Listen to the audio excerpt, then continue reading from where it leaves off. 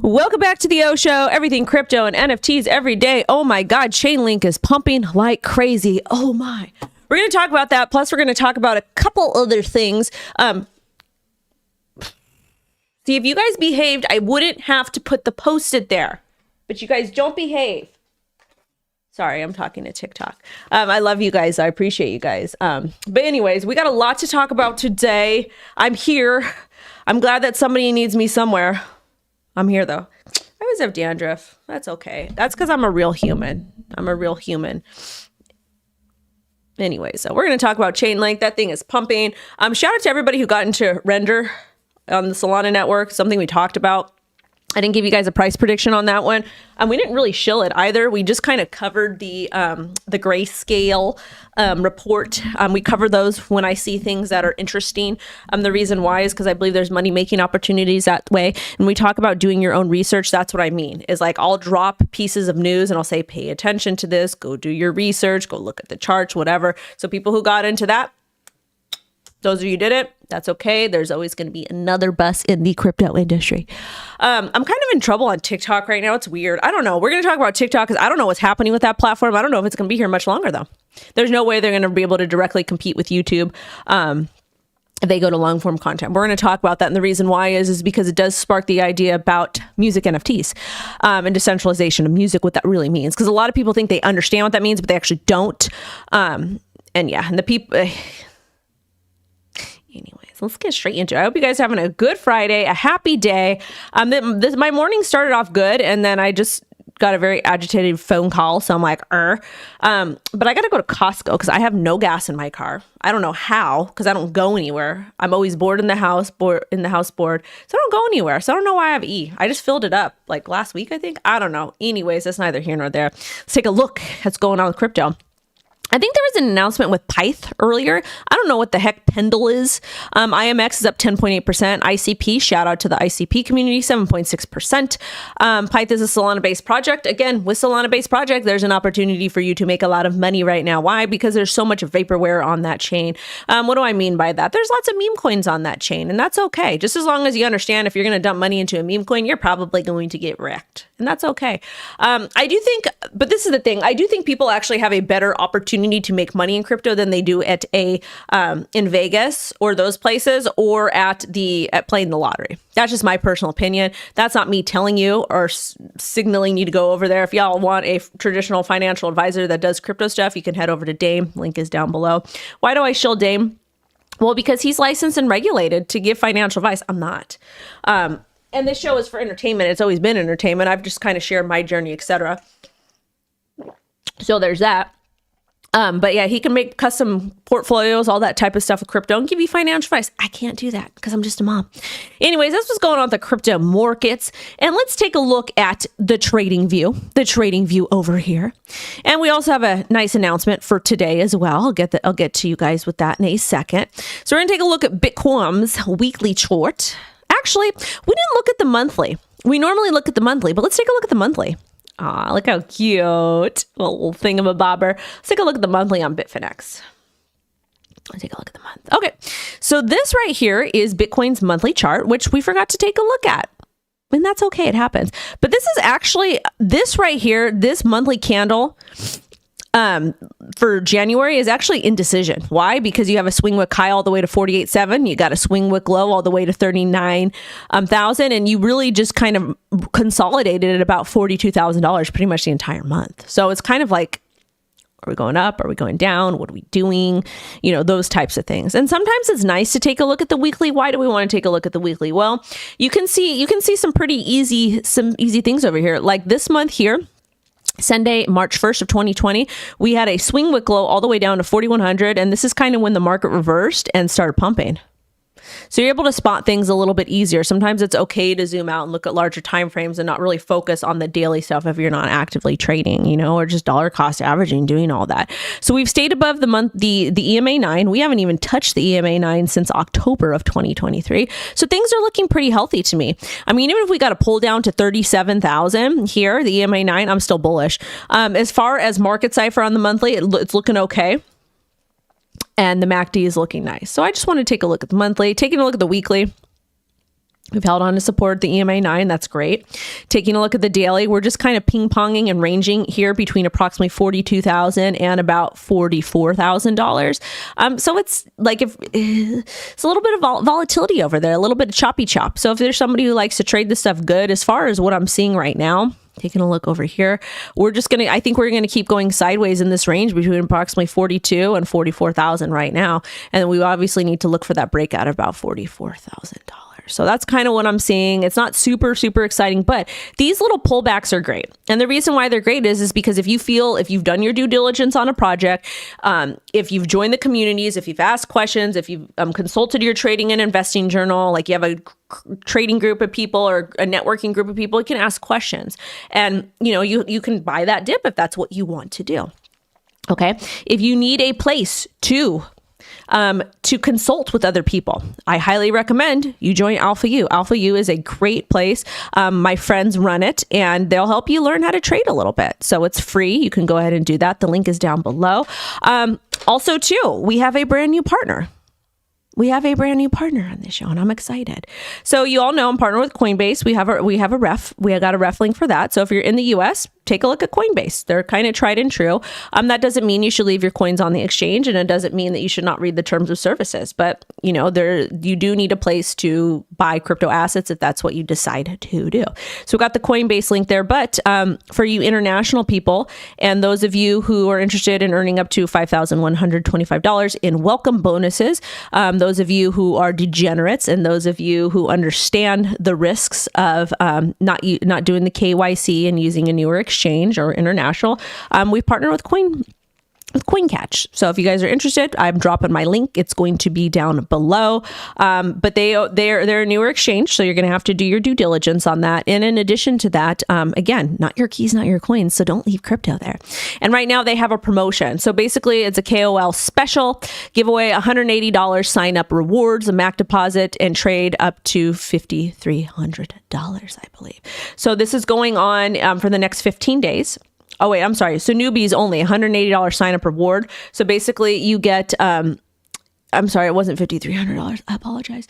But basically if you sign up, you get, and complete these tasks, you complete registration, deposit, about $20, net deposit, $100, extra $30, cumulative futures trading, 5,000 extra 100. So you can get up to $180, and then all users can get up to 300 cash back in deposit. So let's talk about and again, they don't have KYC. So this is kind of the next KuCoin, but let's talk about risk management here with exchanges. And then I won't talk about it anymore.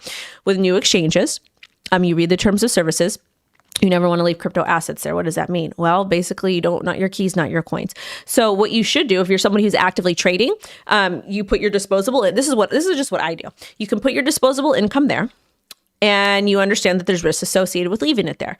And every time you execute a trade and you're in profit, you pull some profit out, enough for your taxes, whatever. But you try not to leave a whole lot of assets there. If you're going to be going out of town, remove your assets. Or if you're somebody who just wants a dollar cost average on specific assets, you can use coincatch, and then you can put that to cold storage. So those are just some tips and tricks and ideas, but they've got a lot of promotions going on. My friends over at Alpha U have been using them for a while and they like it. So, hey, we went ahead and partnered with them. Why not? So I've given you two options, you guys. Okay.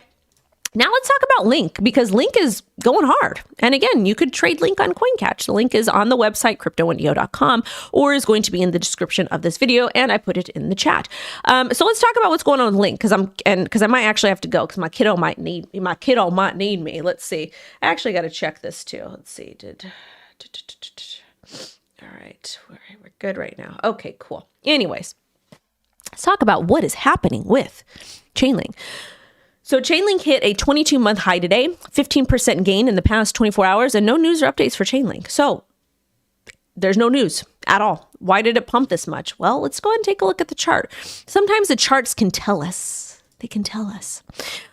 So really, when you take a look at the daily, this was a nice pump. I'm going to go ahead and remove all of our drawing tools, because I want to see why we pumped.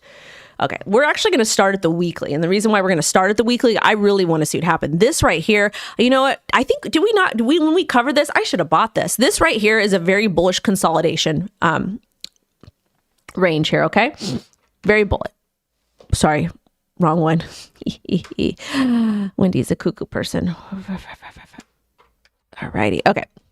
Okay, so this is a bullish consolidation range. Anytime you see a particular asset, and this goes for regular trading too, anytime you see a particular asset dump hard and bottom out, if you have conviction, this is something you're interested in, you can watch for consolidation ranges, because generally you're going to get a bullish breakout after this thing is done consolidating. Consolidation is just a bunch of buyers and sellers buying and selling, doing their thing. This is the weekly. This is actually a very, very beautiful chart. So this thing consolidated for how long? Let's go ahead and pull up a date range over here to yourmom.com. It's consolidated for 518 days. So this makes sense with the really, really massive expansion.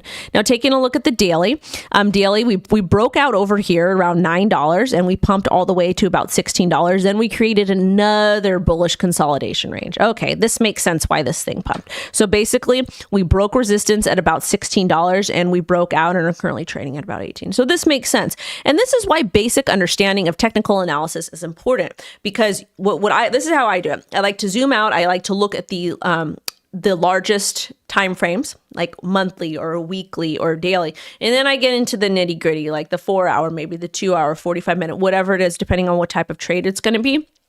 And this is where you can kind of spot things. And this is why I really push for you guys to self-educate on technical analysis, the basics of it, because it's not going to hurt you. Educating yourself on a topic will never hurt you. All it does is exercises those brain muscles, and that's good. So if you were looking at the weekly and looking at the daily and you knew basic technical analysis, you knew what a support area is, you knew what a resistance area was, you know what breakout trading is, you would have done well. So start looking for these patterns with other coins, okay? You want to look for consolidation ranges. You want to see the stuff that's going to give the most ROI. All these things that are really wound up and contracted that have very promising roadmaps that are actually doing the work, like Chainlink is a good project. They are oracles. It basically kind of tells you, the oracle feeds you correct price data on DeFi and different things like that. Like look at their partnerships. They're a pretty legit project. So shout out to everybody who made money. And the fact that we broke out above this $18 resistance area, or we're trying to break out above, this is good. And the next target would be $21 if we keep running. Again, I'm not saying that's going to happen, but those are types of things you want to go ahead and look for. So shout out to all the Link Marines, man.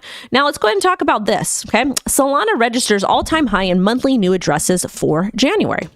So let's go ahead and talk about what this means. First and foremost, when we talk about brand new addresses, that basically means you can get a phantom wallet and you can get like 100 different addresses for Solana.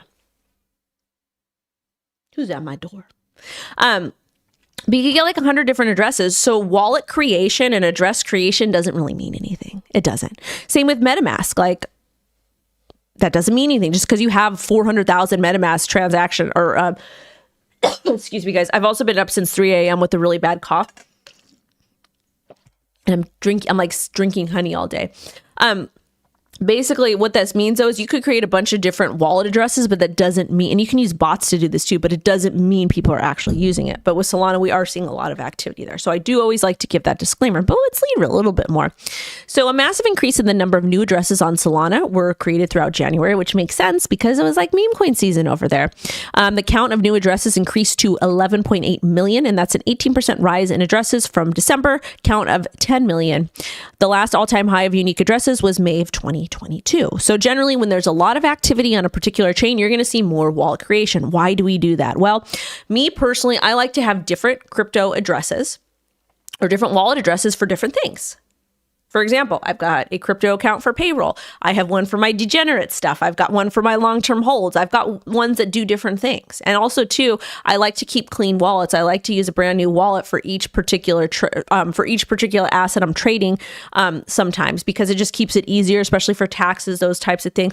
But that's your business. You guys do what you want to do, but that's what this means. But let's go ahead and take a look at the let's go ahead and take a look at Solana price action. And again, you guys could trade Solana on CoinCatch if you want, or Coinbase, whatever works for you, my beautiful guys. But we got to get that. We got to have fun there and have a little bit of degeneracy, because why not? That's if you want. So this is Solana. This is the weekly chart. We're going to go ahead and remove the drawing tool because we don't need her.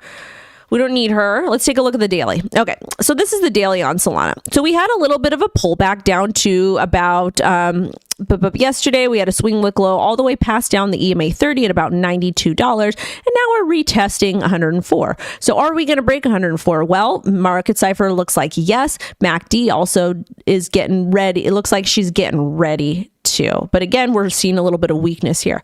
So I would kind of, me personally, I want to see us flip above 103. And then I'd be really careful at this area about 116 because we had problems there before. But we are in an uptrend. Price action is looking nice, but I would still be a little bit cautious. Okay. Be a little bit cautious. Now let's take a look at Mr. Andrew Tate. He looks like one of my ex-boyfriends. Oh, this is so funny. I said, you literally have a paid group teaching dudes what not to do to get women. This is a long time ago. Oops, I got dragged on this hard. Oh, well. Anyways, the boys are mad. But he kind of looks like my ex-boyfriend here. But except my ex-boyfriend was actually related to a very famous Spanish guitar player that kind of pioneered a lot of classical Spanish guitar player, pioneered a lot of stuff. But anyways, so Andrew Tate wants to launch a coin. We covered it yesterday because it was a slow crypto news day. So basically, Andrew Tate wanted to launch a coin and now wants to launch a coin. But he went and trashed crypto for a very long time. So basically, he came out and he says, I'm going to use $100 million of my own money. I'm going to create a coin. My members are going to get access to it first. So basically, it sounds like a big pump and dump. Me personally, I don't care what y'all do. Y'all want to support it. Y'all want to ape into it, whatever it is. Good for you. I'm happy for you. I don't really want to touch it because I don't really care for him as a human, just as a human being. I just don't, because I believe that he does teach young men, unrealistic expectations for what a real relationship is. Because yeah, there's horrible men. Yeah, there's horrible women. But the thing is too, is a relationship is, it takes two people. And also too, sometimes it's not 50-50. Sometimes it's 20-80 or 10-90 or 60-40 or whatever that is, depending on what's happening with your partner. So I don't know. And I think that I think part of the problem we see in society is that people just don't understand to showcase common decency to other people. And if that person gives you decency back, then rock with them, or respect, rock with them. But anyways, he wants to launch a coin. And apparently he deleted it right after. And someone made a meme coin called Top G. And I thought that they had made one before, but I guess he made it again. And it hit a market cap of 6.5 million. Since then, he reposted an older tweet that says he does not endorse S coins and has nothing to do with crypto. I don't believe him. And one thing I will say is I know people that know him personally, and he definitely is a crypto person. Definitely a Bitcoin person.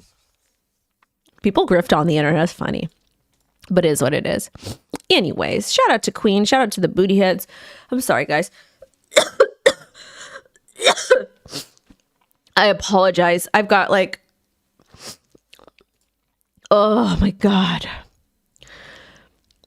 My throat is so itchy. Anyways. All right. So Vitalik is trolling the Harry Potter Supersonic Obama Inu 10 people. Shout out to them. They're nice. But he's trolling them. So basically, Art Chick posted this. Hey, Vitalik, I woke up to you calling out one of my favorite coins a scam, regardless of your thoughts on meme coins, and without getting into a philosophical debate. You simply got this one wrong. This is the most vibrant communities in crypto. Vitalik said fixed. Rabbi explaining to me consequences of signing a transaction to trade all of my Bitcoin, the ticker of an ERC20 meme coin whose full name is apparently Harry Potter Obama Sonic 10 Inu for ETH. Earlier. So basically, I don't know what the hell's happening here. But it's really nice to see Vitalik not be so weird and kind of like, oh, sorry, there it goes. Gamers on the chat to remind me. But this is what it was over here. Y'all could go ahead and read that if you want. Pause to read. It's just freaking funny, though. It's literally just funny.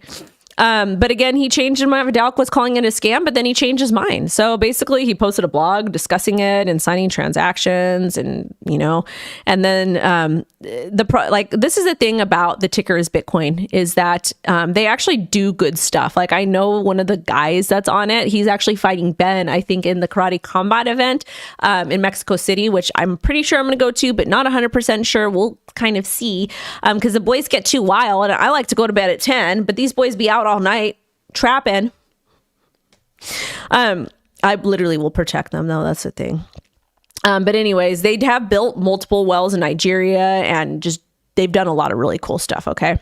But anyways, they also provided uniforms and equipment to children's soccer teams in Nigeria, and Vitalik saw this and edited the blog post removing the scam label. So that's really cool. I'm glad Vitalik did that. I'm glad that the community just went hard, because they should have. Mixing, we should have tagged this in the Twitter post. We should have. That's okay though. It's funny. Let me see what we tweeted, what we zeeted. Yeah, we should have tagged it. We should have tagged it. Ah, darn. We didn't tag it. Next time we'll at them because they're nice. Anyways. Now this story. Bitcoin halving date. Bet versus groundhound prediction. Choose your fighter. What in the hee-haw are these people talking about? Let's go and read. All right. So the fourth Bitcoin halving is coming around April 2024. It is a moving date. It is a floating date because it depends on miner productivity. Based on Bitcoin halving countdown trackers, the halving could occur between April 8th and 22nd of this year. And most people are betting it'll be on 420. That's ridiculous. And that's also 66 to 78 days from now. And date depends on factors like block height, hash rate, and mining difficulty. So I don't know. I don't really need to bet on it. I don't think it's interesting to me. You could probably bet on it at poly markets or something, but I think it's cool. Whatever. I'm just excited for my bags to get pumped. And then also to you guys, we are going to be investing in this project, just so y'all know. It's called Orange over here. It is now available for trading, and it's going to be on Gate, MEXC, BitGet, Bitmart, and Alex Labs. So we invested in it, and we are excited for this one. I hope the Orange team does the Orange Peel Challenge for me. Orange Peel Challenge, that would be fun. But yeah, I'm excited about it.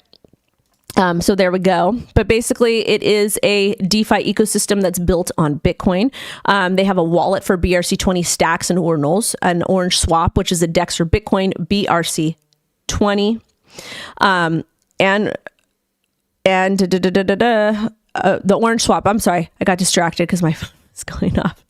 But basically, it's a DEX for Bitcoin, BRC20, and stacks. And the marketplace is kind of like CoinMarketCap for BRC20 stacks and ordinals, which is important because those ecosystems are immensely important. And I told you guys throughout the entire bear market to pay attention to the Bitcoin ecosystem, the building on Bitcoin.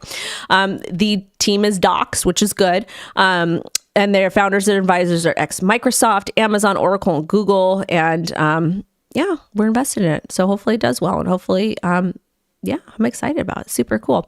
Oh, and they also have, what else? There's something else. I think that was it. But I don't know. I like projects like this, especially ones that are being built on Bitcoin, primarily because the stuff being built on Bitcoin seems to be like the easiest play. It really, really does. Because for the longest time, the Bitcoin maxis were screaming, yelling, mad about stuff. And then like things are good now. So yeah, I don't know. And they're mad about this. But I don't know. I think building on Bitcoin is important. Bitcoin is one of the most secure systems. And maybe that is the way we're going to be able to get full decentralization with Bitcoin. Or not full decentralization, but maybe it's going to be the way that we're able to directly compete against TradFi because they're in our ecosystem now, baby. So I don't know. Maybe we'll see. We'll see. Smash a like and share this. Don't be a mess. But this is our website. It's cute. All right. BlackRock and ProShares Bitcoin ETF surpassed GBTC's daily volumes. Let's read about it. What's going on? So BlackRock's IBIT and ProShares BitO became the first Bitcoin BTC ETF, first Bitcoin ETF to cross Grayscale's GBTC trading volume yesterday. Well, that's because Grayscale's crush is kind of winding down. They're converting over to Bitcoin spot ETF, but whatever. IBIT ended the day with 306 million in trades placed. BitO traded 298 million, and GBTC saw 298 million. Also, too, from Mr. Abacus. He said, expect BlackRock, we'll go and like it because we like him. Expect BlackRock IBIT Bitcoin ETF to hit 5.5 billion assets under management at the end of February. Buy Bitcoin and self-custody and buy more of it. He's 100% correct. I'm not going to advise you to buy Bitcoin. I am not going to tell you it's a good idea. I am not going to force you to, but I own Bitcoin. I think owning Bitcoin is a great hedge against what's currently happening in the United States of America on a global scale and everywhere else. So if you want to buy Bitcoin, do it. It's up to you. But I don't think it's a bad thing to do. I really, really don't. No. All right. 213 amazing people here. Yeah, it's a slow day today. Mama's tired too. All right, this right here, very interesting. Valkyrie funds moving to use BitGo for the custody of their Bitcoin in Burr via filing today. Okay, cool. So BitGo has kind of been positive in the Bitcoin. They're TradFi people, but they've always had a really, really great outlook on the crypto industry. So this is good. I like it. And shout out to the 100 of you watching on TikTok. I appreciate you guys. Yeah, that's good. I'm excited to them. But this story's funny. And if any of you traded on this exchange or gave these people money, you're an idiot, or you're an idiot, intelligent. I can't have to be careful what I say. Because TikTok. But yeah, opnx, the exchange built by founders of Doom hedge fund Three Arrows Capital, is shutting down. Customers were advised to settle their positions by February 7th and withdraw their money by the 14th. So if you've used this, take your funds out now. You heard it here first. If you have used opnx, take your funds out. Settle your positions by February 7th, which is in a couple days, and take your money out by February 14th. Anytime I feel nervous in the market, I will let you guys know to take your funds. I will remind you to take your funds off exchanges. I did that when we had the crypto contagion. I live streamed for you on the weekend of May 27th. I was like, guys, there's insanity happening. Take all of your stuff off every single crypto exchange. I removed mine. Because I did. A lot of it. Anyways. And be careful what you guys put money into also, okay? Be careful, be careful, be careful. WendyO is never going to have a coin. Never, never, never have a coin. Anyways, what's this story? 4.2 million worth of stolen XRP tokens froze on Binance. See, this is why we like centralized exchanges. Let's talk about it, because this was in regards to the Ripple. It wasn't a Ripple hack. It was Chris Wallet's wallet.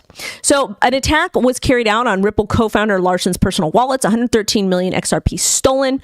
4.2 million worth of XRP that was stolen has been identified and frozen by Binance. And Binance said they will continue to support Ripple in their investigations and the efforts to retrieve the funds back. Okay. Ripple and the XRP Ledger Foundation are still investigating. So this is why centralized exchanges do matter. The reason why they matter is because when you have a centralized exchange, they can do things to kind of stop this malicious bad behavior. When you have a DEX, you cannot do that. So I think that there's a beautiful relationships that can be created to also keep retail safe and allow people to still have complete control over their own money if they want to, because I think it's a basic human right. If we simply, we can do that between centralized and decentralized. All right. The grand jury indicts hackers linked to 400 million stolen from FTX. Interesting. Also, to the people that are saying the FTX bankruptcy case, you're getting back 100% of your funds. You're not. You're not in any way, shape, or form. Bankruptcy is the biggest scam ever. And retail and the partners and the people, it's just for scammers. It really is. It's unfortunate. Anyways, 3 people have been charged with a $400 million hack reportedly tied to FTX. On November 11, 2022, one of them used a fake ID with an FTX employee's details to convince AT&T to transfer the mobile phone to another SIM. Use various authentication codes to access FTX's crypto wallet. Several targets are listed in the indictment, but only one entry has people speculating maybe the hack targeted FTX on the same day as the company filed for Chapter 11. I want to see who have they listed the names or no? Of course they didn't. Of course they didn't. What a joke. Whatever. Anyways, bipartisan lawmakers seek to repeal SEC crypto accounting policy. Good. Let's talk about it. So, the goal is to eliminate margin requirements for banking cartel during high market volatility. Objective to prevent disruption, maintain member liquidity, ensure financial stability in extreme market conditions. And the concern, sudden margin spikes may stress members' liquidity, causing defaults, and the impacts that defaults could lead to unexpected costs for non-defaulting members. All right, so SEC announced. Oh no, I'm sorry. That's a different story. We'll talk about this story first. I'm sorry. Self-regulatory organizations, Option Clearing Corporation, notice of filing proposed rule change by the Options Clearing Corporation concerning its process for adjusting certain parameters and proprietary system for calculating margin requirements during periods when the product. This is all BS. How many more laws and regulations do we need? Really? To me, all of this stuff is really just to, even if they say that's not to enrich the good people, the bad people, it really is. That's what all these laws are. It's just embarrassing at this point. Anyways, back to this story, the lawmaking story over here, okay? So basically, a bipartisan group of lawmakers are looking to overturn an SEC accounting standard that puts restrictions on crypto custodians. That includes Ms. Loomis. She introduced a joint resolution in the Senate and the House Representatives to repeal SEC Accounting Bill 121. She said the bill was issued without consultation of Congress. Of course it was. And enforcing the rules means effectively allowing the SEC to have regulatory authority over institutions which Congress did not authorize. So I want to talk to you about a couple things over here. The reason why I want to talk to you guys about this is because we get laws that get pushed through and nobody has any idea what's going on. Like the fact that this was done, or the proposed law or whatever was done, and Congress had no idea, it's ridiculous. Like all these people do is just go back and forth. That's all that they do, is they just go back and forth. It's just really annoying at this point. I'm getting tired covering this stuff. It's not exciting. It doesn't make me happy. All it does every day is I read these things and I'm just more and more convinced that there's just horrible people all over the world. There are horrible people that are literally, they just don't care. They don't care. And they get into power and they just make things worse. Anyways, whatever. I about had it. I'm tired today. I'm just over it. I'm just really ready for the weekend. All right. I want to talk about this story too. This is important. This does pertain to TikTok, and this also pertains to music NFTs. So stay with me here. So Universal Music pulled its millions of songs from TikTok after a breakdown in talks over payments. Universal accused TikTok of bullying. Oh, Universal Group. Yeah. Universal Music Group. Yeah. I'll get to you in a minute. TikTok allegedly wanted to pay a fraction of the rate other platforms do for access to the music. Universal said TikTok is trying to build a music-based business without paying fair value for the music. Universal Music Group. Since when have you paid artists their fair value for their music? For their blood, sweat, and tears? You haven't. So sit down. TikTok said Universal is presenting a false rhetoric and narrative, and TikTok accounts for 1% of Universal's total revenue. So the fact that Universal is doing this to their artists is disgusting. And I'm going to talk about it. So let me cook. So first and foremost, when you sign with a record label, they have rights to everything. Record labels prey upon a lot of a lot of the underdogs in the music industry. So like big artists like Drake and whatnot that are on the platform, doesn't really matter for them because their music's viral anyways. But a lot of these lesser known artists, they were able to get super famous on TikTok. And now they can't play their music there. And y'all remember Kate Bush from Stranger Things when that song went viral on TikTok? TikTok was responsible for making a lot of people famous and a lot of people money, even a lot of independent artists.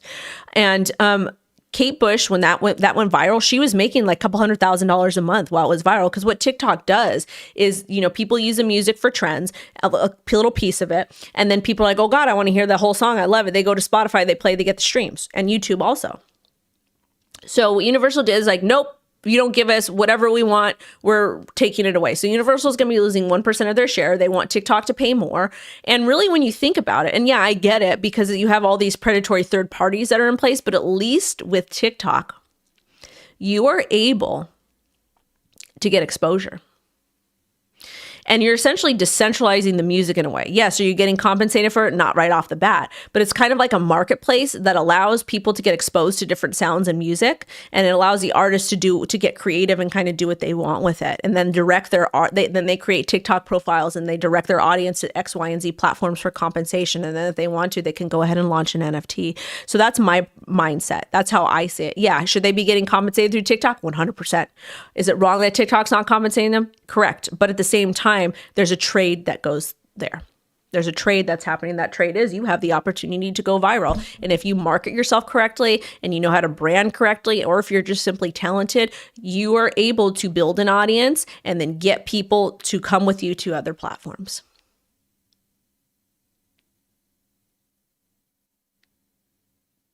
On that note, I'm ending the show because I'm tired. I need to go eat. Yeah. But anyways, you guys, sending everybody love and light. Thank you for supporting me. I am going to post a story about Fetch AI later today, so make sure you guys tune into that at 3:30 p.m. PST. I will catch you guys later. Have a blessed day. Bye-bye. Bye, babies. Thank you. What's my opinion on Jupiter? My opinion